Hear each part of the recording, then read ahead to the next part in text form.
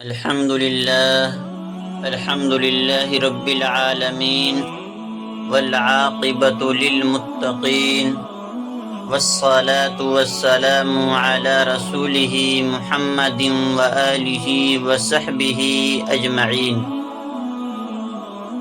میرے محترم بزرگوں اور دوستو، آج میں آپ کے سامنے سنت نبوی صلی اللہ علیہ وسلم کے متعلق چند باتیں عرض کروں گا کہ ہماری زندگی میں آپ صلی اللہ علیہ وسلم کی سنت کیسے داخل ہو جائیں۔ پہلے صحابہ کا، تابعین کا، تبع تابعین کا، بزرگان دین کے اقوال ذکر کروں گا۔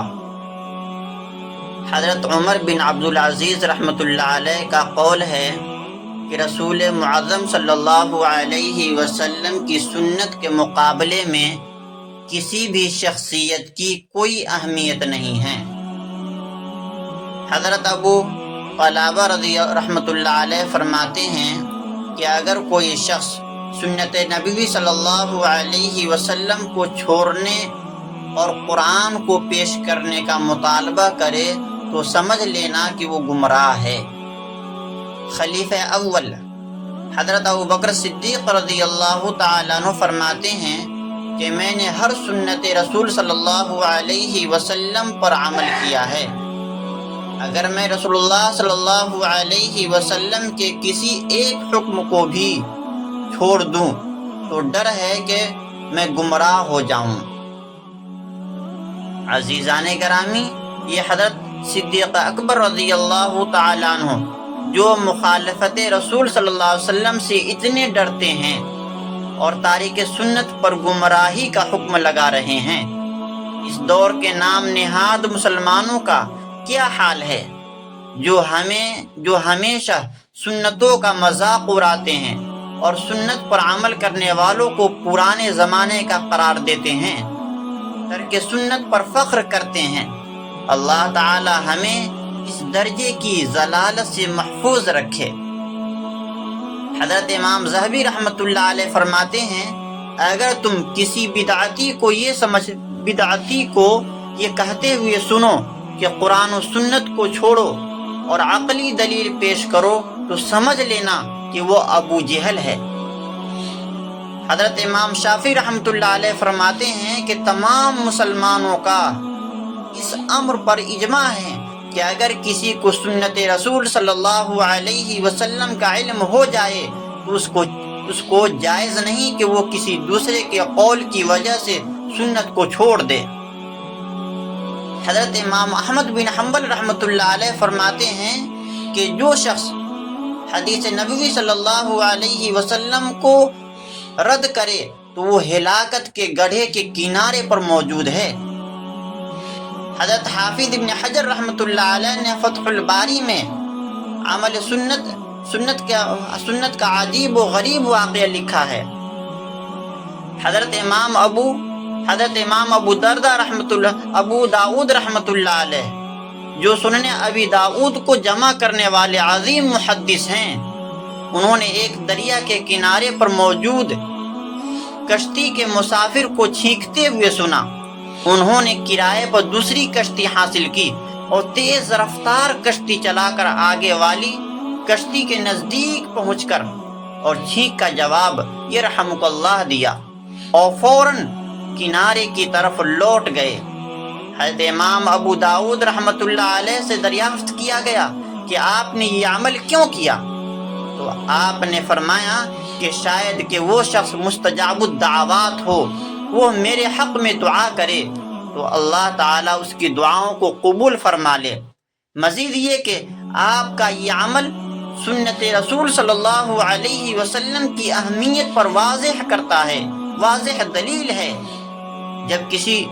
جب کشتی والے سو گئے تو انہوں نے ایک آواز سنی، بے شک ابو داؤد نے 1 درہم کے بدلے جنت خرید لی۔ آپ نے کشتی کا کرایہ 1 درہم دیا تھا۔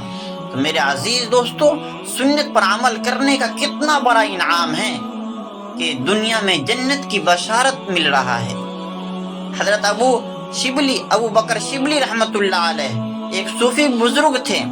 جب ان پر نزع کا عالم طاری ہوا تو انہوں نے اپنی خادمہ سے کہا کہ میں نے کسی شخص کا 1 درہم ظلماً کھایا تھا، پھر میں نے کفارے کے طور پر اس مظلوم پر ہزاروں درہم صدقہ کیا.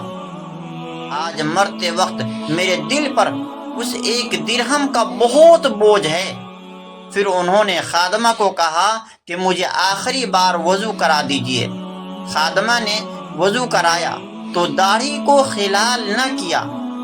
حضرت ابوبکر شبلی رحمۃ اللہ علیہ نے ہاتھ کے اشارے سے کہا میری داڑھی کو خلال کرو، کیونکہ یہ سنت نبوی صلی اللہ علیہ وسلم ہے. میرے عزیز دوستو، آپ نے دیکھا کہ اس نیک بزرگ کو سنت نبوی صلی اللہ علیہ وسلم سے کتنی محبت تھی کہ مرتے وقت بھی ان کو یہ فکر ہے کہ میرے زندگی میں نبی صلی اللہ علیہ وسلم کی کوئی سنت نہ چھوٹ جائے. کتنی بڑی بات ہے. آج ہم معمولی بات کو سنت سمجھ کر چھوڑ دیتے ہیں.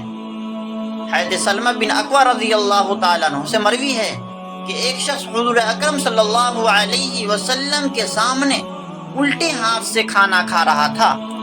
یہ دیکھ کر پیارے نبی صلی اللہ علیہ وسلم نے فرمایا کل بیدک، اپنے سیدھے ہاتھ سے کھانا کھاؤ. اس شخص نے کہا کہ میں سیدھے ہاتھ سے کھانے کی طاقت نہیں رکھتا. دراصل وہ محض تکبر اور ہٹ دھرمی سے کہہ رہا تھا. رسول اللہ صلی اللہ علیہ وسلم نے فرمایا تم طاقت رکھو گی بھی نہیں. لہذا وہ شخص پھر کبھی اپنے سیدھے ہاتھ کو منہ تک نہ اٹھا سکا. آپ صلی اللہ علیہ وسلم کی سنت کو چھوڑنے کی وجہ سے وہ قیامت تک ہاتھ نہ اٹھا سکا. تو میرے عزیز دوستو، آپ نے دیکھا کہ صرف ایک سنت نبوی صلی اللہ علیہ وسلم ترک کرنے کا بدترین انجام یہ ہوا کہ اس شخص کا ہاتھ ہمیشہ کے لیے مفلوج ہو گیا. اگر وہ سیدھے ہاتھ سے کھانے کا آسان سے حکم پر عمل کر لیتا تو ہولناک انجام سے محفوظ رہ سکتا تھا. اس حدیث مبارکہ کو ہماری زندگیوں میں بہت اہمیت کا حامل ہے. یہ حدیث بتاتی ہے کہ اسلام میں سنت نبوی صلی اللہ علیہ وسلم کو کتنا بلند مقام دیا ہے. یہ حدیث ہمیں ترک سنت کے استہزاء مذاق اڑانے سے روکتی ہے. عہد جدید میں اس نازک دور میں ایسے مناظر نظر آتے رہتے ہیں جو سنتوں کا مذاق اڑانے والے ہوتے ہیں. جدید زمانے کے لوگوں کے نزدیک اس دور میں سنت پر عمل کرنا دشوار یا ناممکن سمجھا جاتا ہے. میرے عزیز دوستو، حدیث ہمیں بتاتی ہے کہ کھانے پینے اور رہن سہن کے معاملات میں سنت نبوی صلی اللہ علیہ وسلم کو چھوڑ کر کفار کی نقالی کرنے والوں کا انجام کیا ہوتا ہے.